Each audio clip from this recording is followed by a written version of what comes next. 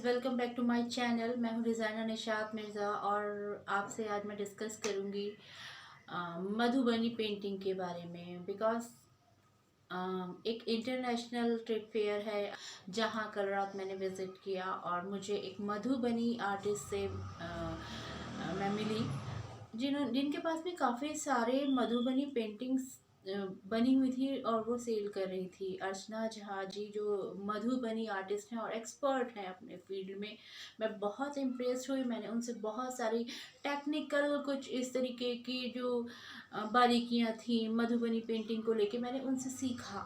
तो मुझे यही आइडिया आया कि मैं आप लोग को थोड़ा सा सिखा सकूं कि मधुबनी आर्ट को हम फैशन डिज़ाइनिंग में किस तरीके से यूज़ कर सकते हैं। मैं करीब 12:30 बजे ताज महोत्सव से लौटी हूँ और मैं यही सोचती रही कि मधुबनी आर्ट को हम फैशन डिज़ाइनिंग से कैसे रिलेट करें और आप लोगों को मैं किस तरीके से एक ट्यूटोरियल बता सकती हूँ।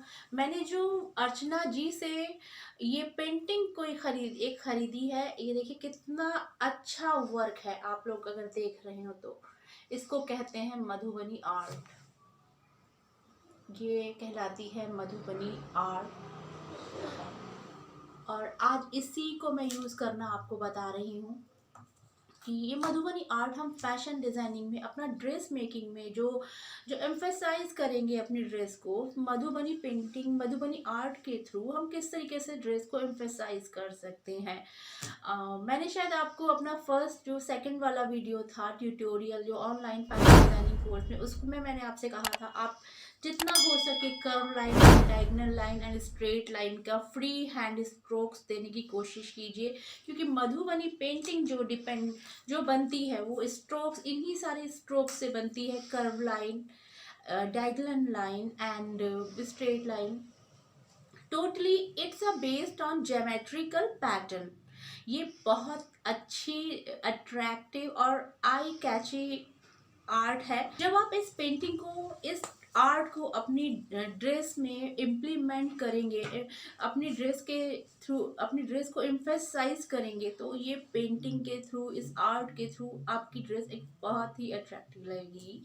तो शुरू करते हैं पेंटिंग बनाना। मैं थोड़ा सा अर्चना जी के बारे में भी बताऊंगी, जो एक आर्टिजियन हैं, मधुबनी से आई हैं, बिहार से आई हैं और काफ़ी पुअर कंडीशन में है। मैं ये आप लोगों से यही चाहूँगी कि ज़्यादा से ज़्यादा लोग ताज महोत्सव, ज़्यादा से ज़्यादा लोग जाएं ताज महोत्सव, उनकी पेंटिंग को देखें, उनके वर्क को देखें। She is a artisan, she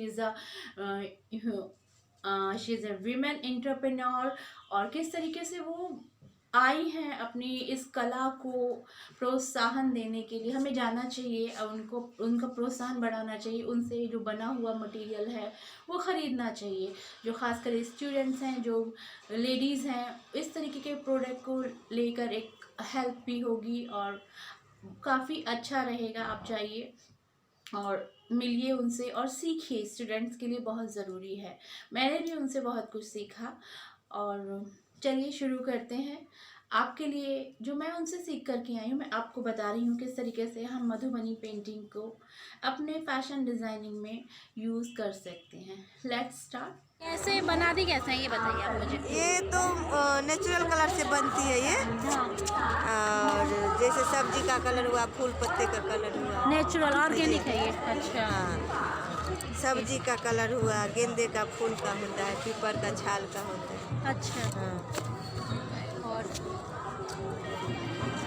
कहाँ से आई है, अपना नाम बताइए। हम तो मधुबनी बिहार से आए हैं, नाम है अर्चना झा। हाँ। हाँ, हर साल आते हैं।